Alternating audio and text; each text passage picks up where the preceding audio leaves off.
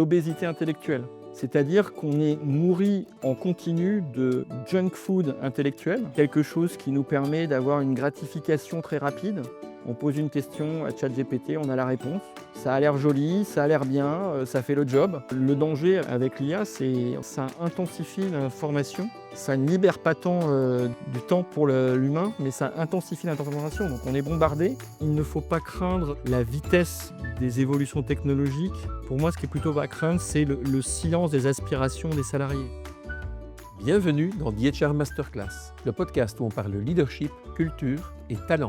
Je suis Frédéric Nolf et je tends le micro à des leaders qui ont des choses à dire. On parle d'expérience, de conviction et de comment ils font bouger les lignes. Nous recevons aujourd'hui Laurent Office, qui est Chief People Officer d'Orange Business. Orange Business, c'est la branche B2B du groupe Orange, moins connue du grand public, mais bien connue des multinationales. L'entreprise fournit des services de connectivité, de cloud et de cybersécurité à des entreprises dans le monde entier. Elle est présente dans 65 pays, emploie un peu plus de 30 000 personnes et réalise près de 8 milliards d'euros de chiffre d'affaires. Laurent est arrivé aux ressources humaines par la transformation, un parcours atypique venu de la finance et des fusions-acquisitions. C'est quelqu'un qui pense le rôle RH à la croisée du temps long et du temps court, de la performance économique et de la performance sociale. Dans cet épisode, on a parlé de transformation humaine à grande échelle, avec un programme d'upskilling et de reskilling qui a touché près de 8000 personnes. On a parlé d'intelligence artificielle, de rythme, d'obésité intellectuelle, de la crise sociale qu'a connue France Télécom et de bien d'autres choses encore. Ce podcast est réalisé avec nos partenaires TransSearch et Q7 Leader. Je vous en souhaite une excellente écoute et si ça vous plaît, n'hésitez pas à nous mettre 5 étoiles, à vous abonner et à en parler autour de vous. Donc, Laurent Office, je suis le Chief People Officer d'Orange Business. Quel était ton parcours avant de prendre cette belle fonction, Laurent ? Alors c'est une belle fonction qui est en fait l'héritage d'un parcours assez diversifié. Aujourd'hui, je me définis un petit peu comme le gardien des équilibres, un gardien des équilibres entre le temps long et le temps court, entre la performance économique et la performance sociale. Et en fait, j'ai évolué dans plusieurs domaines. J'ai commencé dans le domaine financier, dans les fusions et acquisitions, il y a une vingtaine d'années maintenant, où je m'occupais justement de marier des entreprises entre elles, de fusionner des entreprises ou parfois de dissocier les entreprises. Et rapidement, j'ai basculé dans justement la mise en œuvre concrète de ces fusions, en travaillant sur des projets notamment de rassemblement d'équipes, d'optimisation d'activités entre les sociétés qui avaient fusionné. Et c'est comme ça que je me suis retrouvé petit à petit sur des grands projets de transformation et aussi des projets RH qui petit à petit m'ont conduit à prendre la direction en fait, de l'emploi et des compétences pour le groupe Orange, donc au niveau des headquarters, au niveau voilà, du siège, et d'évoluer depuis une dizaine d'années maintenant entre des postes de transformation opérationnelle pure et des postes RH. Avant de prendre la direction des ressources humaines d'Orange Business, j'étais en charge de la transformation d'Orange Business. Donc, ce qui pour moi est très intéressant parce que ça me permet effectivement maintenant de mettre en œuvre un certain nombre de choses que j'avais pu voilà, travailler, découvrir, définir, il y a de cela un petit peu moins de 4 ans, puisque ça fait 4 ans que je suis à la tête des ressources humaines d'Orange Business. Ok. Et donc tu rentres par la transformation. Est-ce que avoir un moment un rôle de DRH faisait partie de ton plan de carrière ou de tes aspirations ? Alors, pas du tout. C'était pas du tout on va dire la voie tracée, quand j'ai commencé à travailler. J'étais plutôt, parti pour avoir en fait une carrière dans la finance et principalement dans les entreprises ou dans les banques et les banques d'affaires notamment. Et en fait, les ressources humaines ont été un peu un pari, justement en travaillant sur ces grands projets de transformation. J'ai vu que la dimension humaine était absolument clé, que c'était l'élément, qui, faisait qu'une transformation, une fusion était un succès ou était au contraire un échec. On pouvait avoir les meilleurs business plans possibles, on pouvait avoir, voilà, les meilleures, personnes, à la tête de ces entreprises. Si le facteur humain n'était pas, traité de la bonne manière, en fait, on se retrouvait, très vite, dans une situation d'échec. J'ai pu le voir notamment quand j'ai travaillé sur la fusion entre, Equant et Global One, qui, ont amené d'ailleurs à la création d'Orange Business. C'était, 2 entreprises, qui ont fusionné, et qui ont, donné, Orange Business. Et à l'époque, j'étais pas du tout dans les RH, j'étais justement dans le domaine financier, mais le sujet RH avait été, traité, comme une des priorités, très fortes de ce projet. Et effectivement, j'ai pu, m'y retrouver, lorsque, petit à petit, je suis entré dans la fonction RH. OK, OK. Et est-ce que tu as eu des grandes sources d'inspiration ou des personnes, des lectures, des expériences qui t'ont donné l'inspiration pour ton rôle actuel? Alors oui, des expériences et des personnes, beaucoup. En citer une serait très restrictif, mais c'est vrai que moi j'adore me nourrir des personnes avec lesquelles je travaille. Je pense que ce serait triste de, voilà, de s'attacher uniquement à avoir une personne comme guide et voilà, comme aide, dans une carrière. Donc moi je peux citer, de grands noms, et des personnes qui jalonnent ma carrière en ce moment, Estelle Edman, Aliette Mounier-Lompré, ou des personnes qui ont été à la tête d'Orange, comme Vivek Badrinath. Si je devais choisir une personne, qui m'a vraiment marqué et qui continue d'ailleurs à être mon mentor, c'est, le directeur financier d'Equant. Donc ça remonte à une vingtaine d'années maintenant, parce que, c'est une personne qui s'appelle Rohan Shanmugam. Il était, quelqu'un qui a été fondateur en fait dans ma carrière, qui, était une personne qui avait des principes très, très ancrés, très, très forts, dans la manière dont il, conduisait les affaires, dont il interagissait avec les personnes. Et en même temps, il avait une palette, de capacités à raisonner, de capacités aussi à créer on va dire de la construction, de la co-construction, parfois via de la confrontation, mais de la confrontation positive. C'est-à-dire qu'il ne choisissait jamais le chemin le plus facile, et il avait cette capacité à, pouvoir, challenger, de manière positive, parfois, en tapant du poing sur la table, parfois en étant, beaucoup plus, politique dans ses manières de fonctionner. Et de cette confrontation naissaient généralement, des idées fortes, et souvent un alignement des personnes. Et donc, ça peut paraître assez contre-intuitif, mais en fait, j'ai beaucoup appris, à son contact.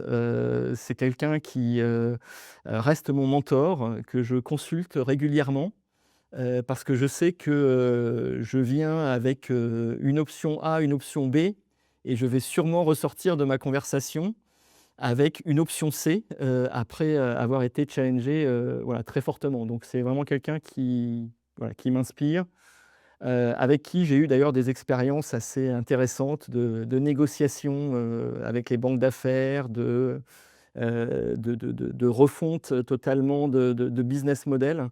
Et donc des choses qui maintenant, semblent, voilà, très très structurantes pour les entreprises dans lesquelles il a travaillé, et pour notamment Orange Business. Mais qui, à l'époque étaient, voilà, des paris, mais des paris, réfléchis, raisonnés et construits, via le dialogue. Tu as dit que de la confrontation naissait l'alignement. Tu peux un peu développer ça? Pour moi, c'est un point vraiment important, parce que, si on n'est pas en mesure d'exprimer ses idées, si on n'est pas en mesure de challenger d'ailleurs ses propres idées, de les tester, quitte à les tester avec des scénarios qui soient totalement absurdes, heu, en fait, on décide et on avance sans être totalement clair et sûr de, là où on va. Et donc de cette confrontation, du fait, d'écouter les différentes parties prenantes, de les challenger, de parfois, voilà, les pousser, aussi à, revoir leur raisonnement, peut-être pour mieux d'ailleurs asseoir ce raisonnement et asseoir cette décision, pour moi est quelque chose de très, très important, qui permet justement, d'aligner, ces personnes, d'avoir laissé la parole à chacun pour s'exprimer, mais aussi de se dire que on est allé au bout du raisonnement, on est allé au bout du challenge et effectivement, on avance avec des voilà, parfois des décisions qui sont fortes en termes d'implication, mais on avance en toute, connaissance de cause. C'est d'ailleurs quelque chose que j'ai retrouvé, de manière assez, intéressante quand j'ai, monté, avec quelques autres personnes la fonction de compliance et de contrôle des risques, au sein du groupe Orange, parce que, c'est quelque chose qui, effectivement m'a appris beaucoup à, en utilisant cette confrontation, à par exemple sortir des matrices de risques et intégrer ces matrices de risques comme, partie intégrante de la décision. Je le fais d'ailleurs toujours, maintenant quand j'ai une décision, à prendre, je le fais soit mentalement, soit sur une feuille de papier, une matrice de risque assez simple sur, voilà, quels sont les risques. Est-ce qu'on est vraiment allé au bout du raisonnement? Est-ce que, voilà, on a vraiment regardé tous les éléments? Cette matrice de risque permet aussi d'anticiper ce qui peut se passer, et de pouvoir, réagir en voilà, en conséquence. Ce que tu dis là me fait penser à la pyramide de Lencioni, qui est un modèle qui est utilisé en dynamique de construction d'équipe, en se disant: le deuxième étage, le premier étage, c'est la base de confiance, comment on travaille la confiance et un safe space pour l'équipe. Et la deuxième, il appelle pas confrontation, mais c'est exactement ce que tu dis, c'est le conflit, c'est la capacité à rentrer en conflit d'idées, pas des conflits de personnes évidemment, ça c'est pas très utile, mais c'est-à-dire de pouvoir se confronter sur les idées de manière à s'assurer que la décision soit effectivement réellement alignée et que les désalignements ne se marquent pas plus tard par manque d'accountability ou par manque de résultats, hein, et donc parfois on pourrait avoir l'illusion qu'on est, en accord et comme ça en même temps ça évite peut-être l'inconfort de la confrontation, mais ça se paye toujours plus tard ces choses-là. C'est quelque chose qui se retrouve dans un certain nombre de principes de management qui se retrouvent aussi, même dans des livres de philosophie, ancienne. Mais effectivement, pour moi, le terme de confrontation n'est pas un terme, négatif, c'est un terme au contraire, positif. Confronter, ça veut dire, exprimer ses idées et les tester, avec d'autres idées, avec d'autres points de vue, et c'est ce qui les rend plus forts.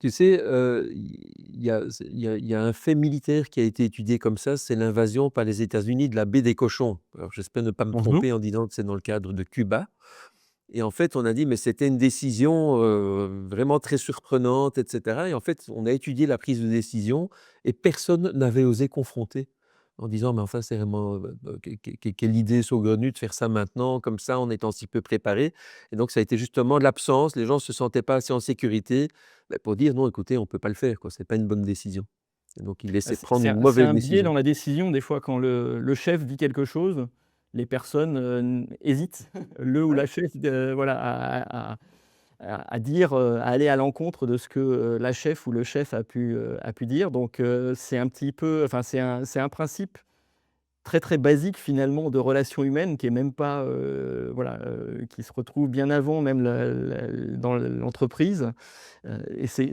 quelque chose d'intéressant je trouve. C'est-à-dire de voilà, d'accepter de se confronter, d'accepter de, encore une fois de ne pas aller vers la solution qui a l'apparence d'être la plus simple ou la plus facile et qui finalement peut-être n'est pas celle qui fait, sens ou qui n'est pas celle qui, permettra de trouver la bonne solution. C'est la fameuse classe de négociation, d'Harvard ou d'autres grandes écoles, qui dit que, voilà, quand un père de famille a une orange et que ses 2 enfants veulent l'orange, voilà, il a l'option de couper l'orange en 2, mais il a l'option aussi de les faire parler pour découvrir que l'un peut être intéressé par la peau de l'orange et l'autre peut être intéressé par le jus de l'orange. Voilà, donc c'est des choses qui, entre guillemets, reviennent à des basiques et des principes assez simples, mais qui, pour moi, sont importants dans la manière dont je peux, voilà, travailler au quotidien et prendre des décisions. Oui. Dans ton parcours, qu'est-ce que ça t'apporte de rentrer dans les RH par la porte de la transformation? Parfois, c'est plutôt dans l'autre sens, les gens font des RH et puis se spécialisent en transformation. Toi, tu arrives dans le métier RH, par la transfo. Qu'est-ce que ça t'apporte comme vue sur le métier? Alors ça m'apporte une vue qui est, une vue globale de la transformation, et de la fonction RH, c'est-à-dire, pas uniquement une vue des ressources humaines via des process et via un certain nombre d'activités ou de gestion administrative, même si c'est quelque chose qui maintenant est, voilà, est le passé parce que les fonctions RH sont des fonctions très, très stratégiques. Mais justement d'aborder via la transformation, ça me permet d'avoir, les aspects économiques en tête, les aspects, effectivement de performance, d'efficacité, les aspects aussi d'investissement, parce que, on l'oublie trop souvent, et on le voit, et c'est un des sujets dont je parlais, dans ma première phrase, c'est-à-dire, arbitrer les équilibres entre, ce qui est le court terme et ce qui est le long terme. C'est vrai qu'on a parfois un certain nombre de projets de transformation qui, gèrent, quelque chose qui est à très court terme, parce qu'on a besoin de retourner une situation, on a besoin de travailler sur, voilà, des fusions d'équipes ou voilà, une nouvelle organisation. Mais derrière, ce qui compte, c'est vraiment, les aspects plus long terme, donc les aspects effectivement d'investissement, les aspects, de compétences, qui pour moi sont très, très importants, dans la manière dont j'aborde les projets de transformation, et les aspects aussi d'avoir une vision stratégique de cette transformation, c'est-à-dire pas uniquement, des KPI à délivrer dans un temps court, mais comment tout ça positionne, l'entreprise, d'un point de vue économique, d'un point de vue de performance opérationnelle et aussi d'un point de vue, humain. Parce que pour moi, c'est le point le plus important, encore une fois, c'est comment on embarque, les salariés dans ces transformations. Je l'ai vu dans un certain nombre de sujets, et de projets sur lesquels j'ai pu travailler, notamment des projets dernièrement où on était amené à faire évoluer des organisations de manière très importante pour, faire évoluer le business model d'un opérateur de télécommunications vers un intégrateur de services. Donc, ouais, voilà, un business model avec des taux de marge qui sont très différents, avec des proximités avec les clients qui sont aussi très, très différentes, et cetera. Et donc, dans ce projet, on s'était très fortement attaché aux personnes qui étaient impactées, donc les personnes qui allaient changer de rattachement, les personnes qui potentiellement d'ailleurs n'avaient plus de job, dans quelques temps. Et en fait, moi j'ai une conviction très, très forte sur le fait qu'on a tendance à passer beaucoup de temps sur les personnes qui sont impactées, mais à quasiment oublier les autres personnes qui ne sont peut-être pas directement impactées, mais qui sont les 95 ou 98 de salariés qui vont rester dans l'entreprise et qui vont, justement piloter, la performance de l'entreprise dans le long terme. Et donc pour moi, c'est quelque chose qui est vraiment, important, avec cet aspect de transformation, c'est d'avoir une attention aussi forte sur ceux qui restent que les personnes qui vont être impactées par les projets de transformation. Dans le sens où ceux qui restent doivent se retrouver dans le nouveau modèle? Dans le sens exactement, doivent se Oui. retrouver dans le nouveau modèle, doivent le comprendre, doivent, on va dire, ne pas être spectateurs, mais être acteurs, donc doivent s'y retrouver, en termes de bénéfices, en termes de, projection aussi à long terme. Parce que généralement, quand on fait, des plans de départ dans une activité, la première question que se posent les gens qui restent, c'est, «OK, est-ce que, la prochaine fois, ce sera pour moi?» Ouais. Or, l'enjeu, c'est vraiment d'expliquer justement, quelles sont, les perspectives à long terme, d'embarquer ces personnes, de les engager, de faire en sorte que, les projets aussi, répondent à leurs aspirations profondes, à leurs désirs, à leur volonté d'évoluer. C'est pour ça que, je suis très fortement attaché à tout ce qui concerne, l'upskilling et le reskilling. Donc la montée en compétences et les reconversions professionnelles parce que pour moi, c'est un très fort moyen d'embarquer, les personnes dans ces projets de transformation. On l'a fait d'ailleurs au sein d'Orange Business. On a lancé, il y a un peu plus de 2 ans, un programme d'upskilling et de reskilling qui visait à accompagner plus de 5 000 personnes, et à obtenir 22 000 certifications. Donc les certifications, pour nous qui sommes une entreprise de la tech, c'est très important parce que c'est ce qui donne notre légitimité, vis-à-vis de nos clients, parce qu'on a l'expertise technique sur tel ou tel, domaine, sur, telle ou telle, technologie.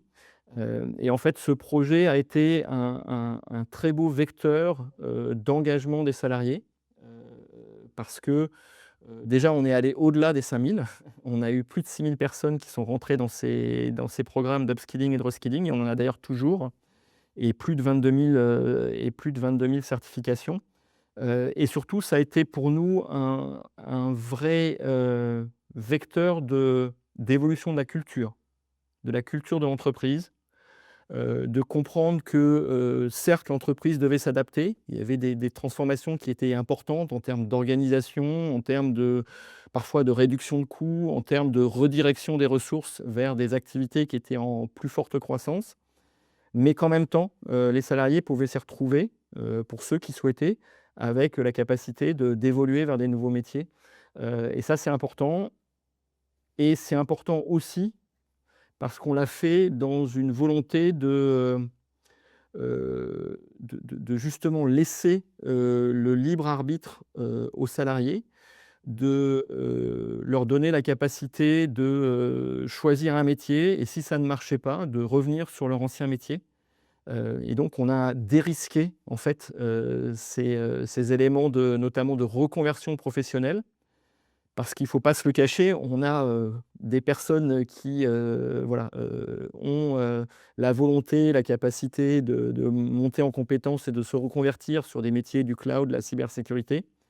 D'autres peuvent avoir la volonté, peuvent avoir même la compétence, technique, voilà, de rentrer dans ces parcours, mais parfois ne s'y retrouvent pas, au moment où ils sont dans le job, parce que c'est quelque chose sur lesquels peut-être ils avaient une idée, préconçue, et en fait, leur aspiration aussi réelle pour aller sur ce type de job ne rencontre pas la réalité, quotidienne de ce que peut offrir, ce job. Donc c'est aussi un apprentissage, par rapport aux personnes qui, n'ont pas forcément, été totalement réussites sur ces parcours. Et donc, pour bien comprendre, ça consiste à approcher des populations en disant: «Écoutez, potentiellement, on vous propose de changer de carrière, de changer de profession, avec, un programme de formation pour vous accompagner, et carrément, laisser tomber votre job parce que peut-être on prévoit qu'il deviendra obsolète ou qu'on en aura besoin de moins, pour aller vers des nouveaux métiers ou au lieu d'aller recruter des gens dans le marché, on va vous former». C'est ça, le Exactement. programme C'est d'upskilling? c'est donner une visibilité sur, l'évolution des emplois et des compétences, donc c'est le Strategic Workforce Planning. Et avec cette évolution et cette visibilité, effectivement, donner un champ des possibles aux salariés, en les accompagnant, pour ceux qui souhaitent, effectivement évoluer, en leur présentant d'abord les possibilités, parce que souvent, quand on est dans un domaine technique où on a, beaucoup d'ingénieurs, enfin la quasi-totalité de la population d'Orange Business est une population d'ingénieurs, donc des personnes qui ont une compétence et une expérience, une expertise, forte.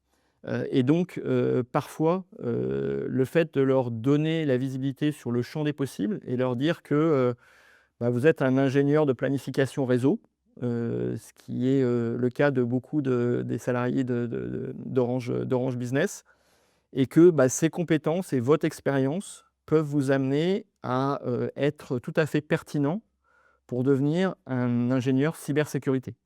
Et on va vous donner, par rapport à votre, socle de compétences que vous avez déjà, on va vous accompagner justement dans des parcours, soit des parcours diplômants, soit des parcours, on va dire qui sont des parcours progressifs aussi, pour, devenir, un ingénieur spécialiste en cyberdéfense et en cybersécurité. Et on le fait en plus avec, cette possibilité, c'est-à-dire que les personnes ne rentrent pas dans le parcours en faisant l'effort et en prenant le risque, de se former et à l'issue du parcours doivent trouver un job, en fait, on leur propose un job et on les sélectionne sur un job à l'entrée du parcours. C'est-à-dire que c'est un processus de recrutement classique. On a en tête qu'ils n'ont pas forcément tel ou tel type d'expertise, mais par contre, ils vont l'acquérir dans le cadre de ce parcours de professionnalisation. Mais par contre, ce qui est important, c'est qu'on sécurise le fait que ces personnes-là acceptent de prendre ce risque, vont donner beaucoup de leur temps parce qu'encore une fois, c'est exigeant de retourner sur les bancs de l'école ou de, voilà, de faire une formation entre guillemets en alternance, c'est-à-dire à la fois en travaillant sur le job et en même temps en ayant des cours un peu plus théoriques. Et donc ces personnes prennent ce risque, mais on les sécurise en leur disant: «Vous avez le job et donc voilà, quoi qu'il arrive, vous pouvez prendre un peu plus de temps pour faire cette formation et en même temps, si au bout de la formation, quand vous, encore une fois, vous avez de l'expérience de job, vous n'y retrouvez pas, vous pouvez, revenir sur votre job précédent». Sachant que ces cas existent, mais sont quand même, proportionnellement et statistiquement beaucoup plus faibles. Et donc ce sont des personnes qu'on approche, donc on s'adresse à des populations ou bien on dit voilà, qui serait intéressé de se former à tel ou tel métier? Alors on a une approche, à 2 niveaux. On a une première approche qui est de dire: «Voilà les métiers sur lesquels, il y a des opportunités et voilà, nous allons, ou nous ouvrons des postes ou des parcours de professionnalisation, des parcours de reconversion». Il y a aussi, donc ça c'est le premier niveau et le deuxième niveau, c'est de se dire, d'aller voir des équipes qui sont, plus spécifiquement impactées parce que, leur activité ou leur technologie va être amenée à disparaître et donc d'avoir une approche beaucoup plus en proximité de ces équipes, en, faisant des bilans de compétences, en regardant avec elles quelles sont les possibilités, en leur, faisant découvrir des nouveaux métiers. On a mis, en place un dispositif qui s'appelle, Vie ma vie, c'est-à-dire, Oui. ça donne à la possibilité à une personne d'aller, passer, 1 jour, une semaine, sur un autre métier, sur un autre job, dans une autre équipe pour découvrir, et justement pour faire passer un petit peu, dépasser ces barrières de l'inconnu, de se dire que, bah, je vais me retrouver dans un autre collectif avec un autre, peut-être rythme de travail ou avec une proximité client plus forte que celle que je n'avais aujourd'hui. Et donc on a mis en place ces dispositifs, on a mis en place ce qu'on appelle le job café, c'est-à-dire des personnes qui viennent présenter leur job, leur métier au quotidien, voilà, à d'autres salariés qui sont volontaires. Tout ça pour effectivement accompagner les équipes qui vont être plus particulièrement, impactées par, les changements que l'on identifie et que anticipe. C'est surtout ça le mot-clé, c'est anticipation. De pouvoir, justement se retrouver, et découvrir des nouvelles perspectives, dans l'entreprise. Et après certaines personnes, peuvent choisir soit de rester sur leur job, soit au contraire de poursuivre, voilà, en dehors de l'entreprise. Mais en tout cas, c'est un des champs des possibles qui est, offert aux salariés d'Orange Business et pour moi qui fait, écho, aux besoins d'évolution de compétences qu'expriment un certain nombre de salariés. Parce que, on voit bien la technologie avance à un rythme très, très fort, voire même, parfois un peu trop vite par rapport à notre capacité à former, des personnes. Et donc les salariés s'en rendent bien compte, voient bien ce risque-là de déconnexion entre leurs compétences d'un côté et les besoins et la technologie de l'autre. Et donc forcément, pour combler, ce potentiel, gap, on met en place un certain nombre d'accompagnements, voilà, qui est reconnu, et qui nous permet vraiment d'avancer, pour, aussi avoir un engagement des salariés qui évolue à la hausse. Parce que les salariés sont reconnaissants du fait qu'on les accompagne dans leur, employabilité et dans leur, parcours, professionnel au sein de l'entreprise. Comment tu mesures le succès de ce type d'initiative? Alors on a plusieurs mesures de succès. On a des mesures très quantitatives, c'est-à-dire le nombre de personnes qui rentrent dans les parcours de montée en compétences et de reconversion professionnelle, donc d'upskilling et reskilling. Donc là, c'est bientôt 8 000 personnes, donc en 2 ans, un petit peu plus de 2 ans, qui seront rentrées dans ces parcours de montée en compétences.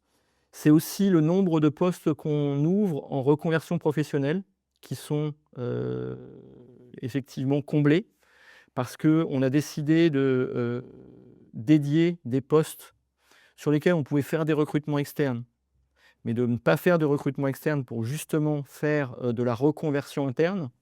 Et donc, effectivement, on suit le nombre de ces postes qui sont comblés. On a les certifications aussi, parce que ça, c'est important et les gens le voient comme une véritable reconnaissance de leurs compétences.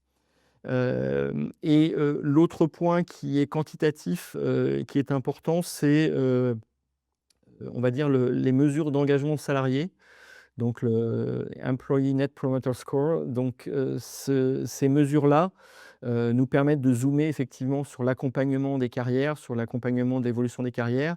Et on a vu, des scores d'ailleurs, assez impressionnants. Les personnes qui, heu, ont été, on va dire, ont bénéficié d'un parcours de montée en compétences, en fait, ont un score de +41, alors que les personnes qui n'ont pas bénéficié, de ces parcours de compétences ont un score de +8. Donc +8, c'est un Ouais, score c'est très, très déjà marqué. correct, mais c'est un score qui est plutôt, dans le ventre mou, alors que +41, c'est vraiment quelque chose qui est remarquable en termes d'engagement. Et puis il y a des mesures qui sont plus qualitatives, qui sont effectivement les retours, que l'on a. Les salariés qui s'expriment, voilà, auprès de leurs collègues, en externe aussi, en termes d'employer brand, c'est quelque chose qui est, pour nous est très fort. Et puis on a des belles histoires, c'est-à-dire qu'on a des salariés qui témoignent, qui, ont, bénéficié de ces parcours. On a, par exemple un salarié qui me vient à l'esprit, qui est un salarié qui était, manager de boutique dans la partie B2C. Donc le quotidien était de gérer des plannings, de gérer des KPI de vente et cetera, mais qui, était, à titre personnel, super intéressé par, l'intelligence artificielle, qui avait d'ailleurs fait, dans son parcours, universitaire, 1 an autour de l'intelligence artificielle, mais il l'avait jamais vraiment utilisé. Et puis, voilà, a commencé à suivre des vidéos YouTube, a commencé à faire un certain nombre de choses et puis a été très impliqué dans la communauté, autour de l'intelligence artificielle, la communauté interne que l'on a mise en place. Et c'était quelqu'un qui aidait, qui accompagnait, beaucoup, d'autres salariés, pour utiliser l'IA. Et en fait, donc Stéphane, c'est son prénom, a été, intégré dans un des parcours de reconversion professionnelle, a eu son diplôme et maintenant est consultant IA, donc auprès de grandes entreprises au sein d'Orange Business. Donc c'est le genre de belles histoires aussi qui sont des moments très, très importants, pour nous et des mesures plus qualitatives effectivement du succès de cette initiative. Ouais, c'est super. Tu parlais d'une corde de rappel, qu'on donne aux gens en disant: «Si jamais ça ne vous convient pas, vous pouvez revenir vers votre ancienne fonction». Combien font usage de cette faculté in fine? Alors, on en a quelques-uns. Oui?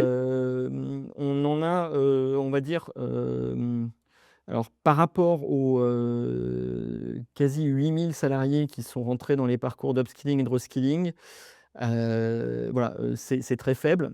Là où on en a le plus, c'est pour les parcours de reconversion professionnelle. Parce qu'effectivement, c'est des parcours qui sont très, transformatifs, c'est-à-dire qu'une personne change complètement de métier, change parfois complètement d'environnement.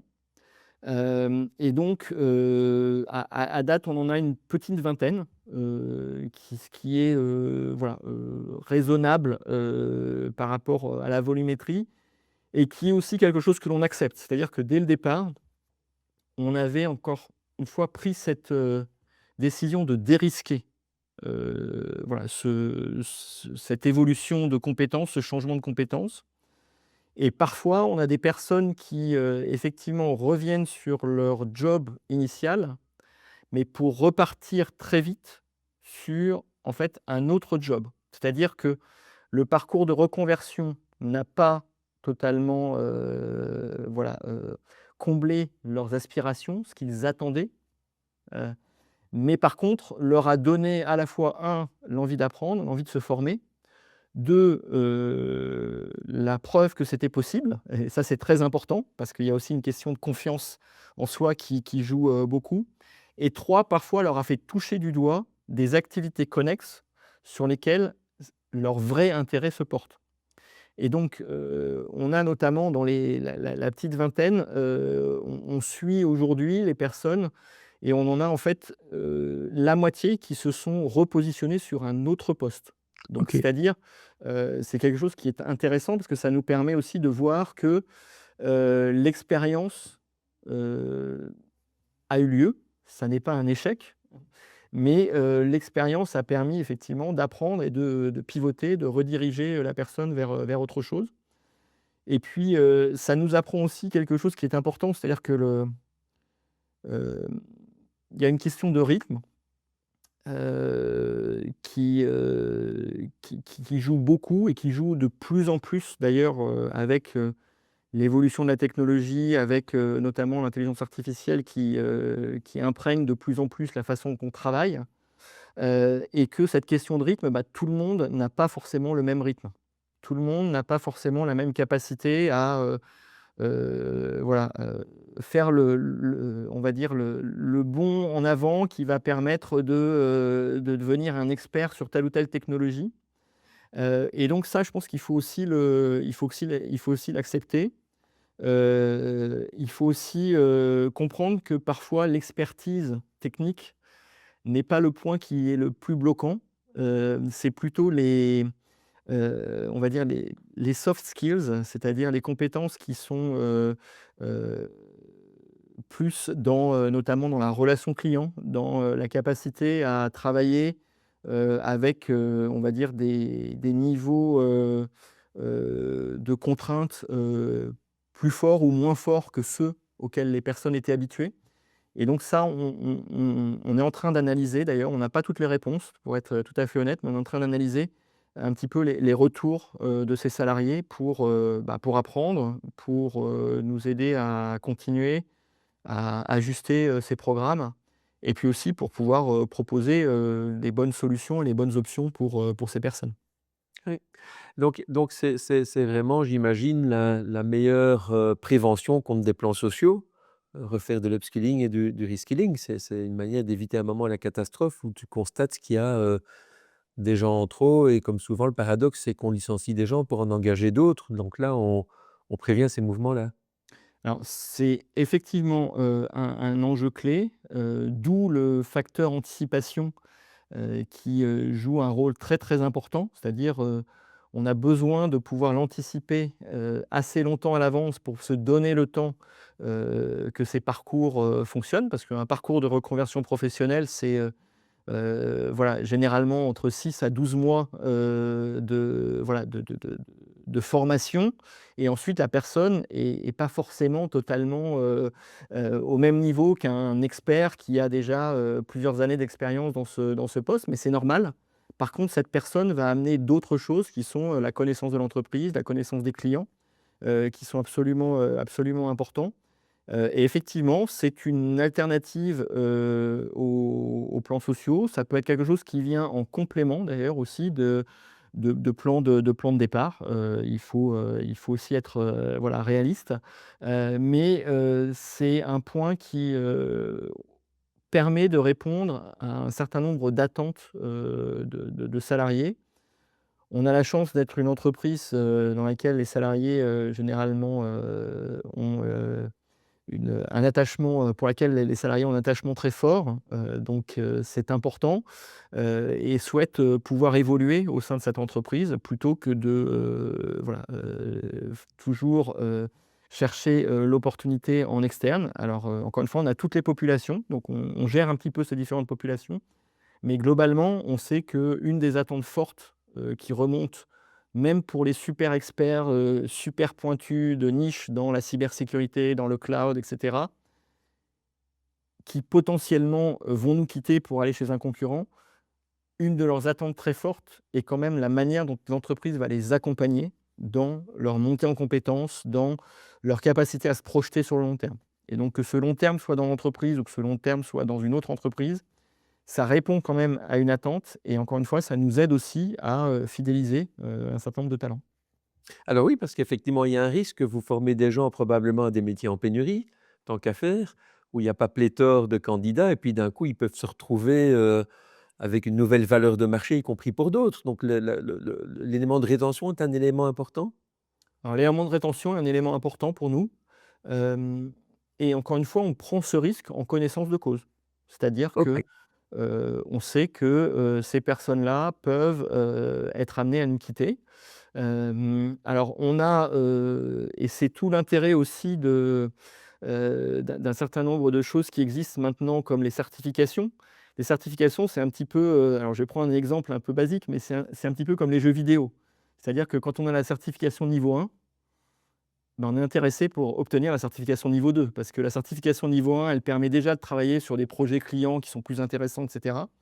Mais on sait que si on peut aller vers la certification niveau 2, l'intérêt sera encore plus important. Donc c'est effectivement un facteur de rétention et très honnêtement, les personnes, voilà, que l'on forme, heu, hem, on on ne regrette pas cet investissement parce que même si certaines d'entre elles peuvent nous quitter, on sait que celles qui restent, voilà, vont encore une fois nous accompagner et vont apporter de la valeur à l'entreprise et celles qui nous quittent, peuvent être ramenées, dans, 3, 5, 10 ans à, peut-être, nous rejoindre à nouveau.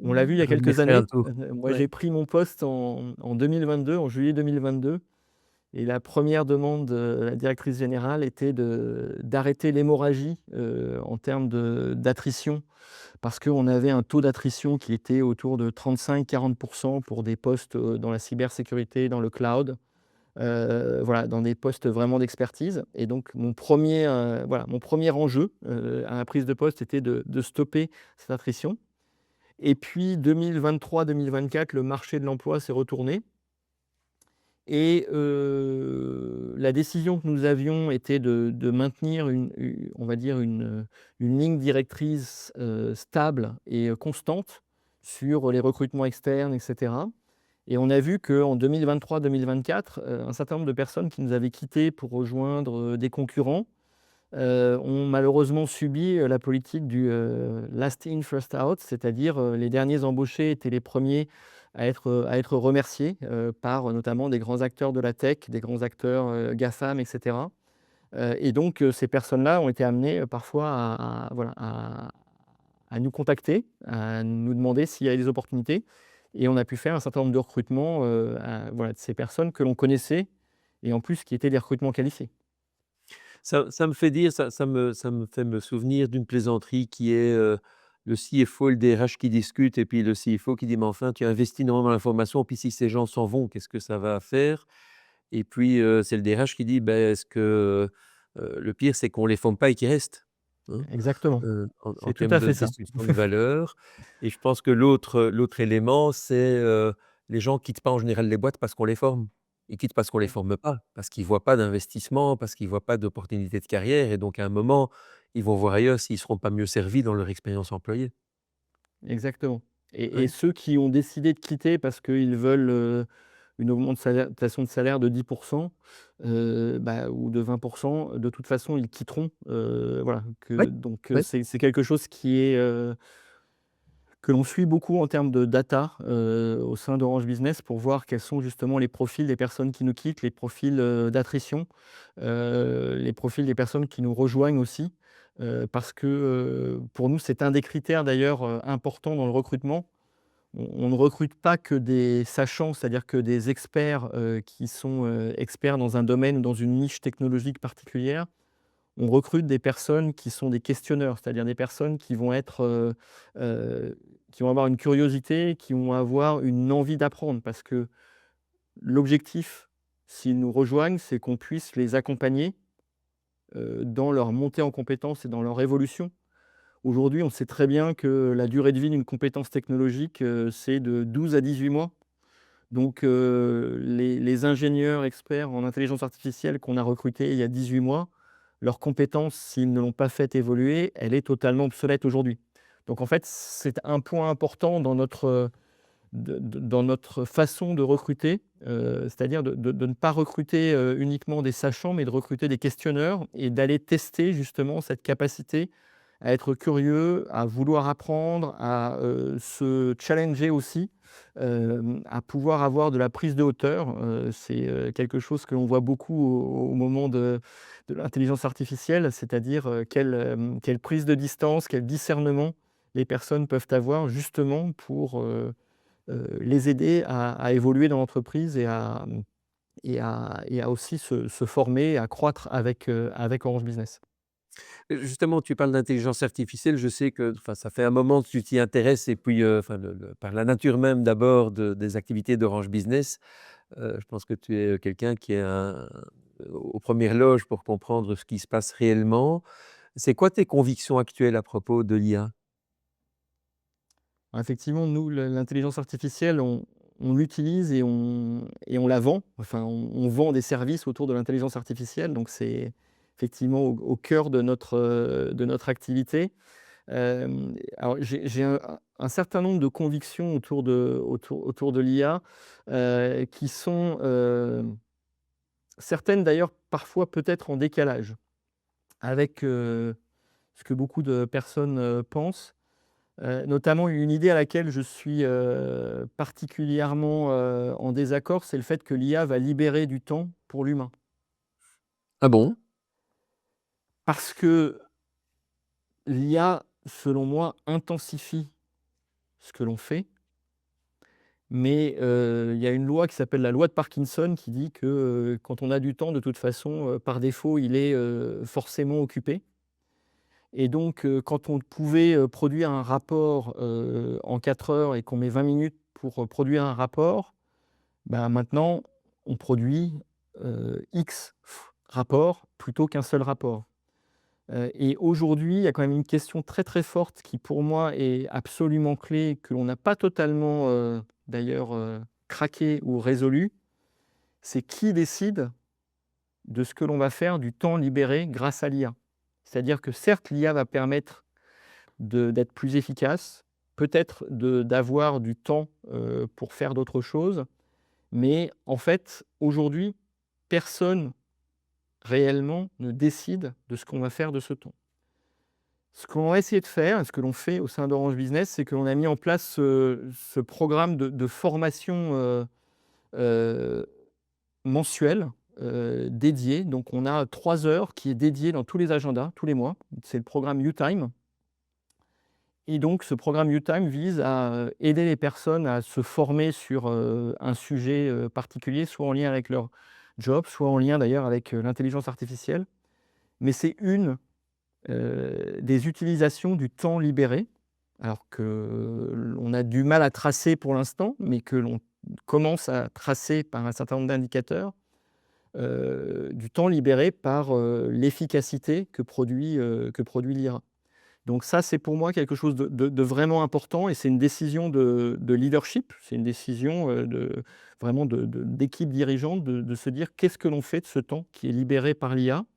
Parce que il ne faut pas croire que les personnes voilà, vont utiliser ce temps forcément de la manière la plus intéressante pour elles ou pour l'entreprise. Et donc, je pense que cette réflexion, il faut la mener et il faut décider en toute connaissance de cause. Et ça, pour moi, c'est vraiment une conviction très, très forte. Et l'autre conviction aussi, c'est que, on a une question de rythme. Je reviens un petit peu sur ce sujet-là, mais on a une question très forte de rythme, et la question est: qui arbitre ce rythme des évolutions? Aujourd'hui, je pense que la technologie, notamment autour de l'IA, autour de l'agentique, va très vite, va plus vite que la capacité à, faire évoluer nos compétences de manière, volumique, de manière importante. Et en plus, l'évolution des compétences, elle ne se fait pas individu par individu au même rythme. Certains, et on le voit d'ailleurs dans nos équipes, nous, on a lancé des programmes de certification ou des programmes autour de l'IA. Et par exemple, nos équipes en Inde se sont jetées sur ces programmes pour vraiment rentrer, obtenir ces nouvelles compétences, etc. Alors que dans d'autres pays, notamment en Europe, on voit qu'on a plus de distance, plus de lenteur. C'est pas que les personnes ne sont pas intéressées, parce qu'encore une fois, on est dans un domaine de la tech, donc les personnes comprennent un petit peu quel est l'intérêt, mais on voit qu'il peut y avoir un rythme qui est un peu différent, une approche qui va être différente avec notamment le discernement, j'y reviens un petit peu, l'esprit critique qui est absolument clé autour de l'IA. Et donc, pour moi, la question de l'arbitrage entre le rythme de la technologie et la capacité des salariés à acquérir les bonnes compétences et à se mettre au bon rythme, c'est un des sujets clés du rôle de DRH, de Chief People Officer. De la même manière que on doit arbitrer entre le temps long et le temps court, la question de la vitesse et de ce rythme doit vraiment être au cœur de nos enjeux, de nos décisions, parce que sinon, je pense qu'on passe vraiment à côté d'un certain nombre de choses. Et on le voit d'ailleurs en ce moment. On a quelques études économiques qui commencent à sortir, qui démontrent que des entreprises ont licencié de manière assez importante, notamment des juniors ou des personnes dans les centres de service clients pour les remplacer en partie, parce que je pense qu'il y avait une partie d'affichage et une partie réelle autour de l'IA, mais pour les remplacer par de l'IA. Et en fait, ces entreprises sont en train de se rendre compte que le coût des tokens et le coût de l'IA, finalement, est aussi important, voire même plus important que le coût des personnes dans ces activités-là. Donc, encore une fois, tout ça va évoluer parce que les coûts des tokens vont aussi être amenés à évoluer. C'est normal, ce qui se passe pour toute nouvelle technologie. Mais je pense que voilà, cette question de rythme et cette question de là où on décide d'aller vite, alors que dans d'autres endroits, on décide au contraire de prendre notre temps et de regarder et de gérer beaucoup plus à long terme, est un enjeu qui pour moi est absolument clé, que je porte à la table du comité exécutif régulièrement. Et encore une fois, pas pour être un frein, parce que c'est parfois malheureusement un peu l'image que peuvent avoir les DRH et les Chief People Officers, d'être un peu les personnes qui amènent des contraintes sur la table au moment des décisions. Mais au contraire, pour faire en sorte que cette transformation soit tenable. Parce que, encore une fois, si la vitesse va trop vite, cette transformation ne sera pas tenable, hein, et on sait quel est le coût humain et économique d'une transformation qui est mal gérée, mal réalisée. Et donc, c'est à nous de porter le sujet au bon niveau en termes de décision. Et c'est pour moi une décision portée par les comités exécutifs et avec les Chief People Officers, les DRH vraiment à la manette. C'est passionnant, comme notre profession se retrouve au cœur d'enjeux jamais vécus jusqu'à présent. Sur à peine quelques années, il y a 5 années, maintenant on a connu le covid, 5-6 ans, 6 ans, on a connu le covid, où les RH se sont retrouvés, à gérer la question de où on travaille, le lieu de travail avec le télétravail qui a été pour beaucoup, obligatoire. Et donc on s'est retrouvés très, très, fort, dans le débat, de la localisation du travail. Pendant le covid, c'était assez évident, mais après le covid, il y a quelque chose de fondamental qui a changé dans l'attente des gens, dans l'attente des entreprises. Puis on sait qu'on y va, puis on revient et puis voilà, on cherche les ajustements. Mais la notion du lieu est devenue une notion RH. Et puis maintenant, tu nous expliques que c'est la notion du temps qui est affectée par, et de rythme. Et c'est quand même des éléments très fondamentaux dans le travail, le lieu, le temps, le rythme. En 5-6 ans, d'être amené à devoir repenser ces éléments-là, waouh, je ne sais pas si on est préparé à ça honnêtement, hein. C'est énorme. Non, c'est encore une fois en termes de rupture, c'est quelque chose qui est très fort, très, très important. Voilà, et je pense qu'on a même d'autres points, que l'on sous-estime totalement, sur, les impacts de l'intelligence artificielle sur le travail, et sur l'humain. Moi, ça me passionne, donc j'y réfléchis, beaucoup. J'essaie même d'écrire un petit peu sur ce sujet-là. Mais, voilà, on parlait du lieu. Pour moi, une des tendances du futur qu'il faut absolument, capter, et une question qu'il faut absolument adresser maintenant, c'est la question de, en fait, la manière dont on se retrouve collectivement, ensemble, pour des séances de brainstorming. C'est pas uniquement pour se retrouver sur, le lieu de travail. C'est que, avec l'intelligence artificielle, avec un certain nombre de choses qui deviennent, automatisées ou qui peuvent devenir, on va dire, en conversation quasi naturelle avec, une IA, il ne faut pas oublier que l'IA, c'est un outil statistique. Donc c'est un outil qui moyenne une quantité astronomique de données, qui en plus a un biais de complaisance, c'est-à-dire qu'il est programmé pour aller plutôt dans le sens de la personne qui pose la question.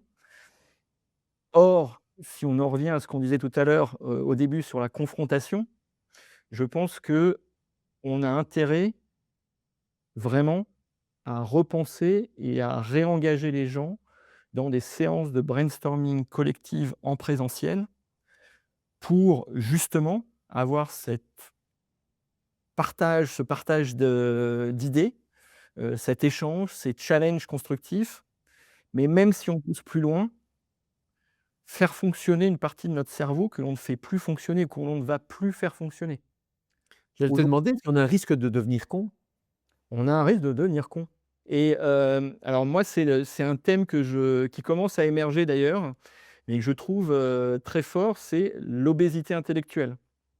C'est-à-dire qu'on est nourri en continu de junk food intellectuel, c'est-à-dire, quelque chose qui nous permet d'avoir une gratification très rapide.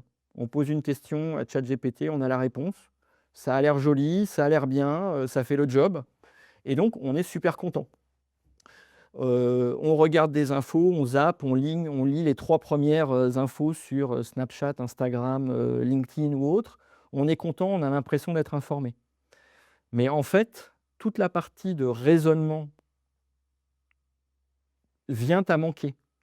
Or le muscle, c'est un petit peu, encore une fois, un cerveau, et enfin c'est un peu le cerveau, pardon, est un muscle, et en fait, moi, je suis convaincu qu'on va aller vers, la même manière que, on a eu obésité, en termes de nourriture, fast-food. En réponse, on a mis en place des salles de gym. En face de cette obésité intellectuelle et de cette junk food intellectuelle, je suis persuadé qu'on va mettre en place de la brain gym, c'est-à-dire des salles de gym pour le cerveau, pour pouvoir faire fonctionner des éléments de raisonnement, voilà, de confrontation d'idées, de réflexion, même de traduction, voilà, de points qui sont importants, que l'on ne fait pas, travailler, au quotidien. Donc, voilà, peut-être que je me trompe, mais, je suis prêt à parier que d'ici, 1 an ou 2 ans, il y aura, voilà, des salles de brain gym comme il y a des salles de fitness, et on le voit d'ailleurs déjà beaucoup, c'est assez marrant. Je regardais ce week-end, je lisais ce week-end un article sur le fait qu'il y a des loisirs d'antan qui sont en train de revenir, parce que c'est des loisirs qui sont sans écran. Donc par exemple, le tricot, voilà, le crochet, le coloriage, voilà, qui sont des loisirs un petit peu d'antan, qui sont en train de revenir justement parce que, les personnes ressentent, certaines d'entre elles en tout cas, ressentent ce besoin de, se déconnecter, de faire travailler une partie de leur cerveau, encore une fois, d'avoir aussi cette, échappatoire, parce que le danger avec l'IA, c'est encore une fois, ça intensifie l'information. Ça ne libère pas tant, du temps voilà, du temps pour l'humain, mais ça intensifie l'information. Donc on est bombardé, et on le voit avec toutes les newsletters qui sont générées par l'IA, on est bombardé d'informations, Et donc à un moment, le fait de pouvoir, trouver un moyen de faire cette, brain gym, c'est-à-dire cette, séance de musculation du cerveau ou de fonctionnement du cerveau, voilà est absolument clé. Donc, Ça le m'amène plusieurs partage et réflexions. j'ai pas de copyright encore ou j'ai pas lancé une Non, chaîne de c'est mais, génial. voilà. On va t'aider à la diffuser cette idée-là. Moi, je pense qu'elle devrait venir avec des périodes de déconnexion peut-être plus volontaires, que maintenant. C'est vrai quand on passe toute une journée à travailler à un haut niveau cognitif avec les IA et tout, quand on travaille toute la journée, il y a un moment, waouh! Moi, j'ai pas besoin de brain gym, j'ai besoin de repos Mmh du mh. cerveau, de se le vider, d'aller faire un tour à vélo, de courir, de nager, de faire quelque chose, mais pour se vider le cerveau tellement qu'on a, été dans des hauts niveaux de cognition, heu et et heu et l'idée de brain gym, je la trouve merveilleuse. J'ai lu il y a pas longtemps un article qui dit le sans doute la meilleure brain gym, c'est la lecture, livre papier, que c'est une des meilleures manières de ramener son cerveau dans un état plus apaisé que ce qu'on est quand on a l'interaction, constante avec des écrans, des IA, des machines, des vidéoconférences et cetera. Que la lecture, tu parlais du tricot, mais la lecture est aussi une manière très efficace de ce que tu me fais penser avec le junk, brain food, c'est des questions de dopamine aussi, hein. On active des réseaux de récompense très court terme j'ai lu il y a pas longtemps, une étude, qui montrait un vrai problème dans les plus jeunes générations, les enfants, hein, aujourd'hui, hem, sont nés dans un environnement de conséquences immédiates. Les jeux vidéo, il y a des conséquences immédiates, récompenses parce qu'on gagne quelque chose et puis voilà, ou on perd tout de suite et donc il y a un lien très rapide entre action et conséquence, dans à peu près tout ce qu'on fait et les réseaux sociaux sont orientés vers ça aussi, tu cliques, tu vois, enfin tout est très, très, très rapide. On entend des gens qui disent: «Ah mais moi je peux plus écouter un podcast, je le mets en accéléré, hein, parce que comme ça je peux en écouter davantage» et cetera et cetera et cetera et il y a un vrai problème dans l'enseignement, par rapport aux méthodes traditionnelles d'enseignement.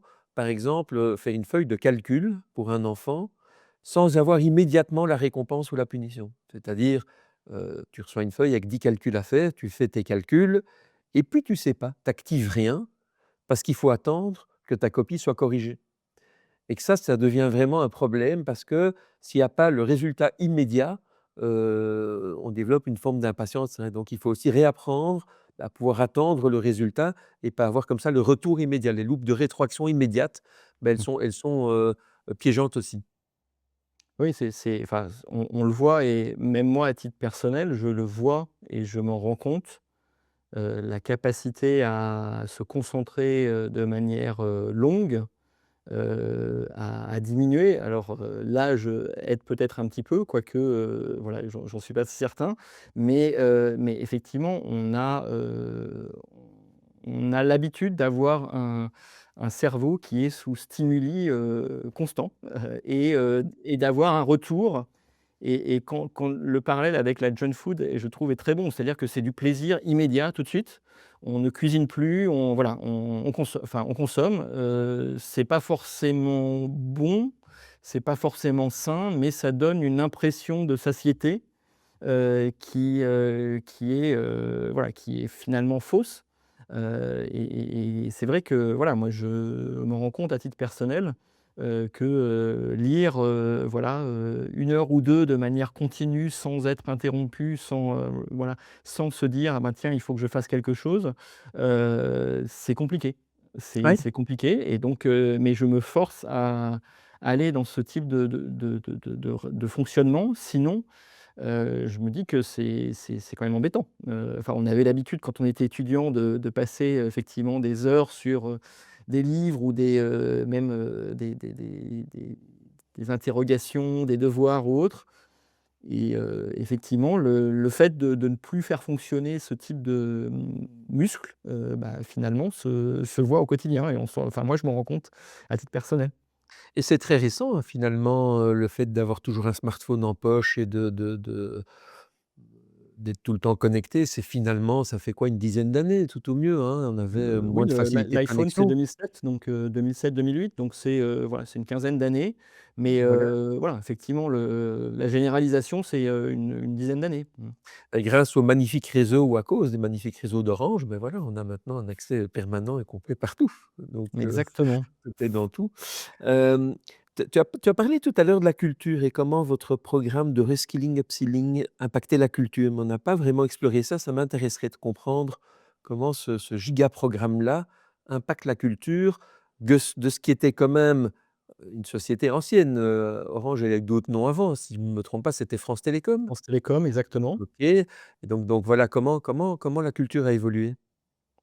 En fait, c'est une culture qui évolue au fil voilà, du temps et des évolutions, c'est normal, mais c'est une culture qui est profondément, tech et humaine.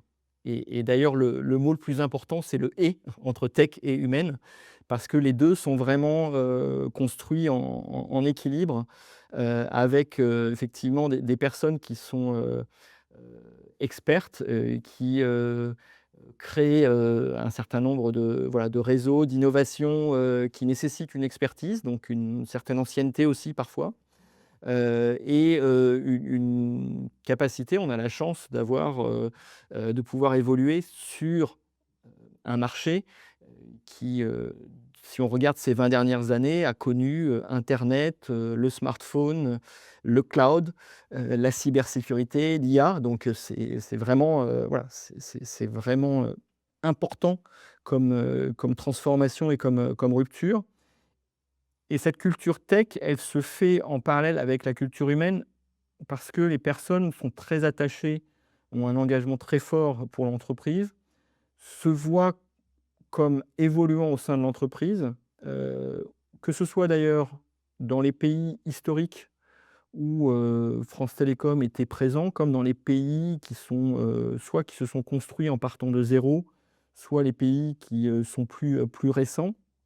Et donc, ce côté humain est vraiment très, très important parce que les personnes voient la possibilité, en étant chez Orange, de faire carrière, d'évoluer, de changer de métier potentiellement, de pouvoir, aussi, apporter de la valeur, grâce à, l'engagement et la possibilité de pouvoir, contribuer à la société plus largement. Parce que le secteur des télécoms est, voilà, est forcément un secteur, qui a une importance forte dans tout ce qui est, responsabilité, environnementale et sociale. Et donc cette culture tech et humaine, elle a évolué au fil du temps, notamment en partant d'un point qui était, la reconnaissance auparavant se faisait via l'expérience, parce que les personnes avaient acquis un certain nombre voilà, d'expertise ou d'expérience dans un domaine, via voilà, leur titre, leur capacité à avoir des responsabilités. Et en fait, tout ça est en train de changer et a changé, notamment dans le monde du B2B, parce que, ce qui est vraiment important, c'est justement la capacité à engager collectivement des évolutions autour des compétences, à grandir ensemble et à, pouvoir évoluer, hem, pas forcément en fonction d'un titre, mais en étant sur des sujets qui sont intéressants, des projets clients qui sont intéressants, voilà, des technologies qui sont nouvelles. Donc, par exemple, en ce moment, on travaille sur le quantum computing, qui est un point important. Et ça, c'est quelque chose qui forcément est fédérateur. Et donc, les gens préfèrent parfois ne pas remplacer leur manager pour devenir une experte ou un expert dans le domaine du quantum. On a eu la même chose avec les Jeux olympiques de Paris, voilà, qui ont été un projet très fédérateur et où des personnes, par exemple, moi j'avais une collègue, qui, travaillait sur, les sujets de la cybersécurité et voilà, a préféré effectivement, pendant 2 ans travailler sur le projet des Jeux olympiques, pour, bah, voilà, avoir cette dimension justement humaine collective et de pouvoir, contribuer, à quelque chose de fort et d'important. Et donc on a vraiment cet équilibre entre tech et humain, qui se retrouve dans tout ce que l'on fait. On l'a vu dans l'upskilling, le reskilling, on le voit dans l'IA aussi où, on a un enjeu, très fort autour de l'esprit critique, et donc de former les gens à avoir cet esprit critique autour de l'IA, de ne pas prendre tout ce qui sort comme étant, voilà, forcément la vérité. On sait qu'il y a des hallucinations. Donc par exemple, on a monté, c'est des salariés qui ont fait cette proposition. On a monté des séances de visionnage de Black Mirror. Alors Black Mirror, c'est une Oui, série, oui. Netflix, voilà, une série qui était une série d'anticipation d'ailleurs, de science-fiction, mais Dystopie, oui. voilà. D'ailleurs, quand on la regarde maintenant, on se rend compte qu'il y a beaucoup de choses qui sont devenues réalité. Et justement pour, acculturer un certain nombre de personnes qui pouvaient être, peut-être un peu réticentes à l'intelligence artificielle, en leur démontrant que ça pouvait amener des choses positives, mais qu'il fallait aussi être, conscient de tous les aspects négatifs que ça pouvait apporter. Donc encore une fois, il y a toujours cet aspect d'apporter de l'humain dans la tech qui est, présent dans tout ce que l'on fait. Là, on est vraiment dans la vague de l'IA et bon, alors je pense qu'il y a encore des gens qui sont occupés à la découvrir, hein. Il ne faut pas oublier que pour la majorité des gens, c'est encore, les balbutiements et puis voilà, toi, tu es dans une position, d'observateur privilégié ou d'acteur privilégié dans le monde de l'IA. On doit s'attendre à quoi dans les 5-10 ans qui viennent? Alors 5-10 ans, c'est très, très long, très, Très très long. loin.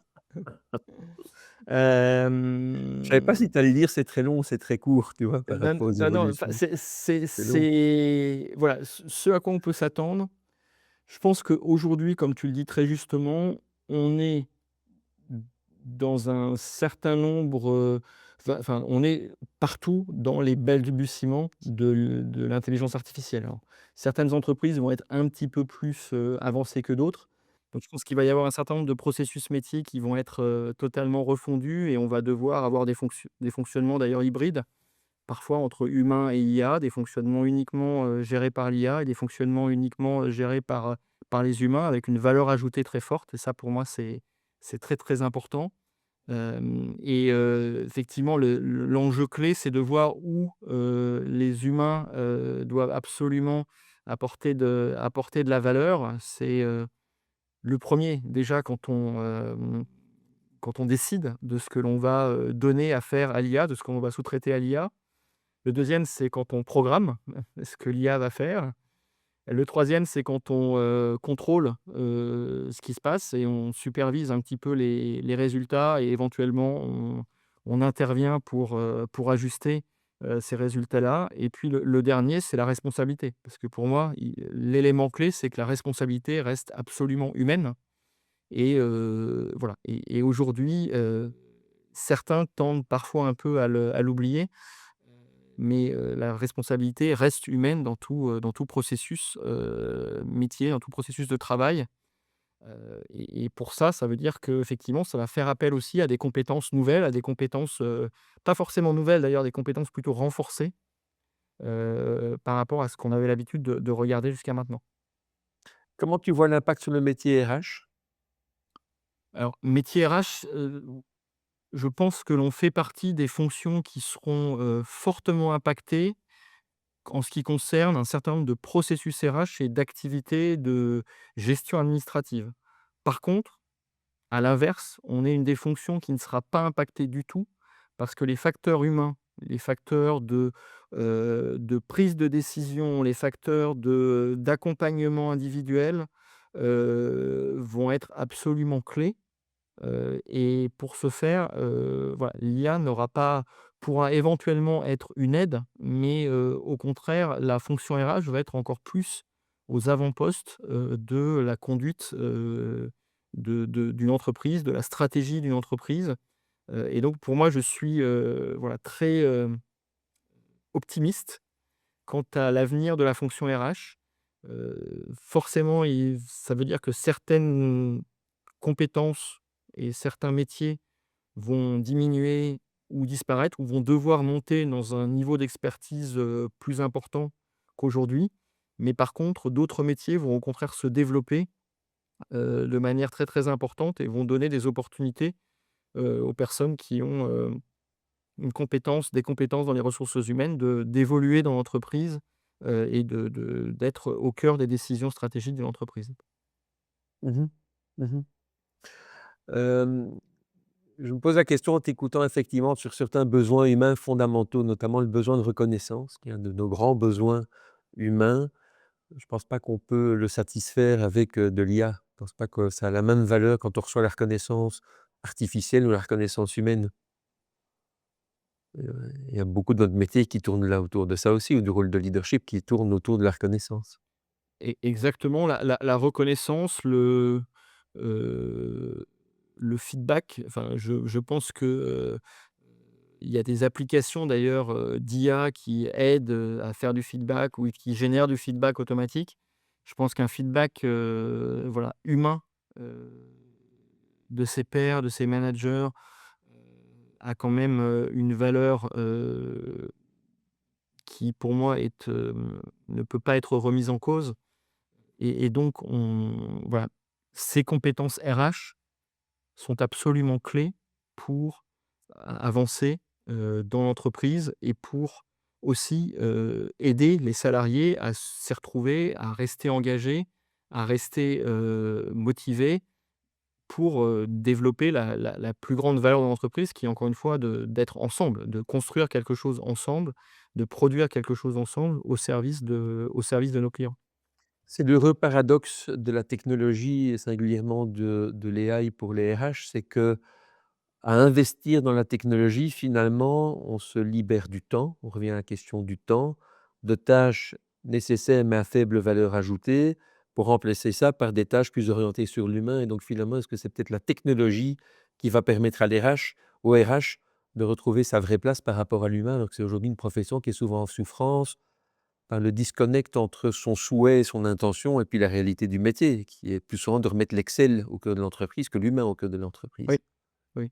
Ah ça, je suis, totalement convaincu et la fonction RH pour moi joue déjà un rôle clé au sein de l'entreprise, mais cette évolution technologique, nous donne l'opportunité d'être encore plus présent et d'accompagner, l'évolution, les transformations, de l'entreprise, en étant sur des sujets qui sont absolument clés comme, le rythme, on en a parlé tout à l'heure, comme, la capacité à faire évoluer des compétences, comme, le bon, niveau de compétences que l'on doit avoir sur tel ou tel, sujet et pas uniquement des compétences techniques mesurables, mais des compétences qui sont effectivement des compétences soft skills sur lesquelles, l'IA, peut certes apporter parfois un petit peu d'aide, mais sans aucune commune mesure avec, l'impact, que peuvent avoir des humains et ça pour moi, c'est une très, très grande opportunité pour la fonction RH, d'avoir, une place et d'avoir une place de choix encore plus importante que celle d'aujourd'hui, dans, la direction des entreprises. Oui. Il y a un autre élément, qui nous rend éminemment humains, c'est notre capacité à faire des erreurs. Notre capacité à nous planter, dont on sait que c'est une excellente manière d'apprendre, même si ça fait mal au moment même et qu'on préférerait ne pas faire d'erreur ou pas se planter, ça fait partie de comment on développe aussi une personnalité et on sait que les gens qui n'ont pas quelques cicatrices, beh, le jour où ça arrive, ça fait très mal. J'avais un jour un ami quand ma fille est née, s'était tapé, une difficulté scolaire qui fut, ma foi, très passagère et elle dit: «Mais tu sais, c'est bien pour elle». Je dis: «Pourquoi c'est bien pour elle?» Il dit: «Ça nous emmerde, elle doit repasser des examens à la fin de l'été et cetera», un examen de maths en l'occurrence et puis il dit: «Mais tu sais, si dans la vie on n'est pas de temps en temps confronté à une limite ou à une difficulté, le jour où elles arrivent vraiment, on est très mal préparé». Et donc je me demande aussi si dans ce qui nous rend humains, c'est pas justement cette capacité à apprendre de nos erreurs et donc ne pas être dans la perfection, en tout cas perfection de le vernis de perfection qu'offre l'IA. Oui et pour gagner en compétences, voilà, évoluer, il faut aussi, identifier là où on a, des manques, là où potentiellement on fait des erreurs et effectivement on apprend quasiment, plus de ses erreurs que de ses succès, heu et quand on n'a jamais été confronté à, un certain nombre de difficultés, de rugosité, de tension, je pense que, c'est quelque chose qui n'est pas bénéfique parce que l'apprentissage n'est pas là et ces rugosités, ces tensions, ces difficultés, ces remises en question, parfois, voilà, qui posent des questions, difficiles.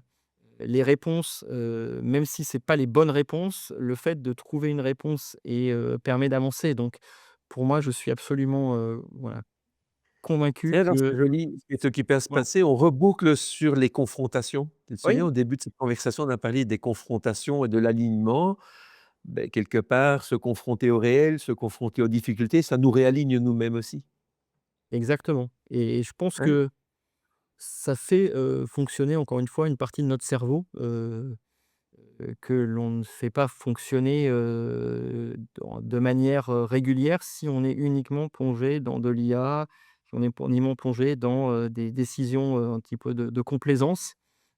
Et donc le fait de pouvoir avoir un petit peu ces débats d'idées, c'est voilà, c'est parfois ces erreurs, mais de rebondir est un point absolument clé pour l'apprentissage et pour évoluer dans la vie. Tu as connu toi-même des échecs professionnels? Oui, oui, oui, oui, c'est bien entendu, si j'en avais pas connu, je pense que ce serait, triste. Il y en a Heu, un que tu aimerais partager? Ce serait triste, mais, hem, un élément dont j'ai, un élément dont j'ai beaucoup, retenu en termes en termes d'apprentissage, c'est quelque chose qui a été, d'ailleurs très médiatisé, c'est la crise sociale de France Télécom. La crise sociale de France Télécom, voilà, il y a eu beaucoup de médiatisation, on a beaucoup parlé, en on va dire en externe, en interne C'était aussi, quoi? mais C'était quoi la crise sociale? parce que quand C'est on l'a vécu de l'intérieur, en fait, on se rend compte que, il y avait beaucoup de signaux faibles qui existaient, beaucoup de, personnes qui, effectivement, avaient entendu la stratégie, mais ne l'avaient pas, digérée et ne l'avaient pas, on va dire intégrée, donc étaient plutôt spectateurs qu'acteurs. Il y avait beaucoup de managers qui, on va dire, mettaient en place un certain nombre de décisions sans forcément se les approprier, sans forcément les challenger, sans forcément les adapter à leur contexte, spécifique.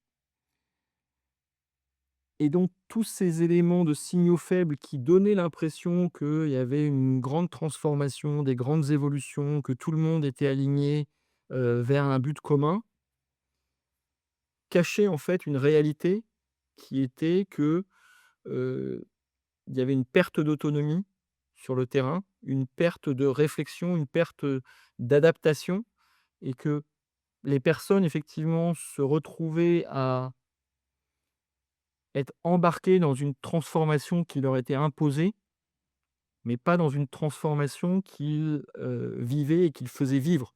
Voilà et donc ils pouvaient être conscients de tous les éléments de contexte, les difficultés et cetera, mais encore une fois, la manière dont ça se retranscrivait était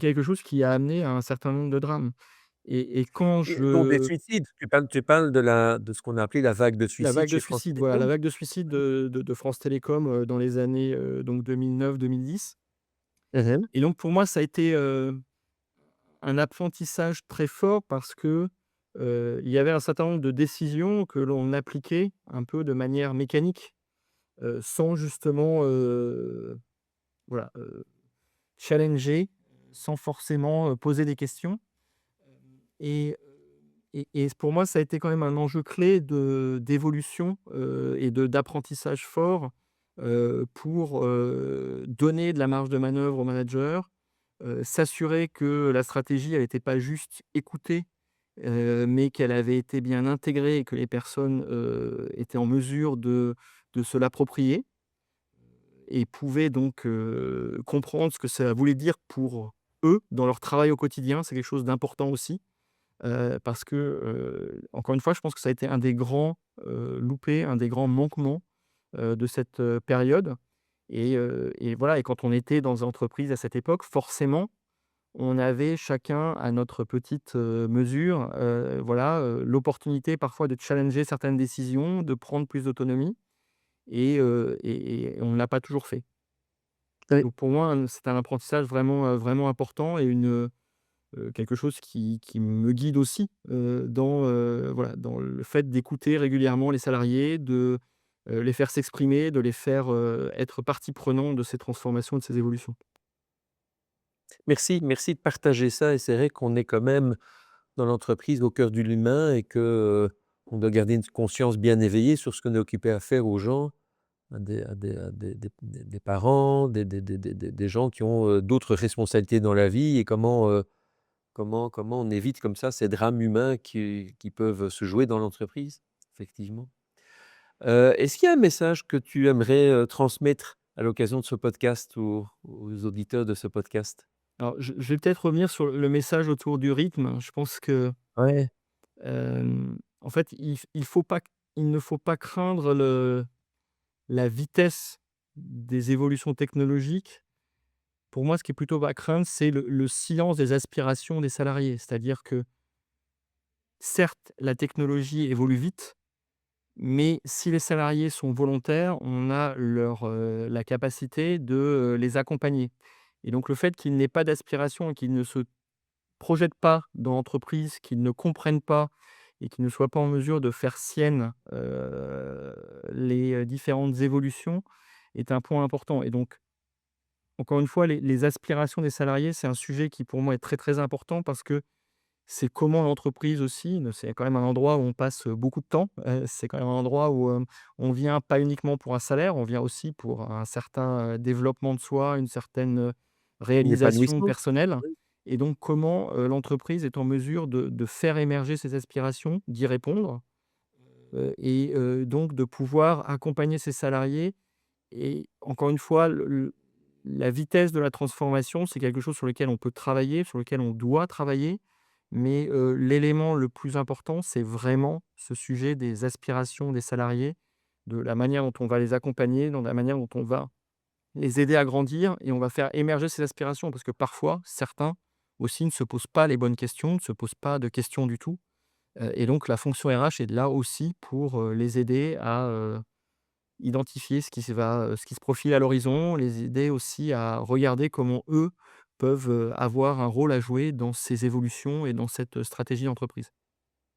C'est très riche parce qu'effectivement les aspirations des gens, heu, c'est respectueux parce que tu peux pas faire des plans pour les gens si c'est pas leur aspiration. Tu peux les aider à réfléchir à leurs aspirations, tu peux leur donner des clés, mais on peut pas, décider pour les autres, on peut pas aspirer pour quelqu'un d'autre. C'est pas possible. Alors ça s'appelle, éventuellement de la manipulation, mais voilà, une entreprise adulte, elle peut pas avoir des aspirations pour les autres. Par contre, elle peut amener les gens à se poser les bonnes questions et avoir les bons cadres de réflexion. Tout à fait.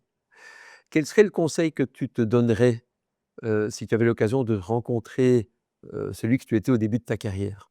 Alors ça un conseil, question pas facile, mais question intéressante parce que, je pense que si je devais me donner un conseil à moi-même, il y a, 25 ans maintenant, je pense que ce serait de ne pas passer trop de temps à rechercher la perfection parce que beaucoup de choses, se jouent dans, les relations humaines, dans les côtés, de communication, de faire savoir, d'engagement, des équipes. Et j'avais déjà cette attention-là, à ce moment-là, mais on va dire que la perfection, surtout quand on est dans le domaine financier, la perfection, prime sur tout le reste. C'est-à-dire qu'il faut avoir les bons chiffres, il faut avoir signé le bon deal, il faut avoir les bonnes discussions avec les bonnes personnes et cetera. Hem et certes, c'est important, mais c'est pas suffisant. Donc je pense que, une partie du temps qu'on dédie à la perfection, le dédier à d'autres choses qui sont de la prise de hauteur, de la prise de contact avec, des personnes différentes dans un environnement un peu, peut-être, pas forcément qui est son environnement quotidien, est absolument clé pour, l'évolution de carrière, pour grandir, pour, se poser les bonnes questions aussi. Je suis certain que d'autres profiteront de ce conseil. Merci beaucoup Laurent. Merci Frédéric. C'était The HR Masterclass, le podcast où on parle leadership, culture et talent. Ce podcast est réalisé avec nos partenaires TrendSearch et Q7 Leader. J'espère que cet épisode vous a inspiré. Si ça vous a plu, n'hésitez pas à mettre 5 étoiles dans votre programme de podcast, à vous abonner et à en parler autour de vous. À bientôt pour un prochain épisode.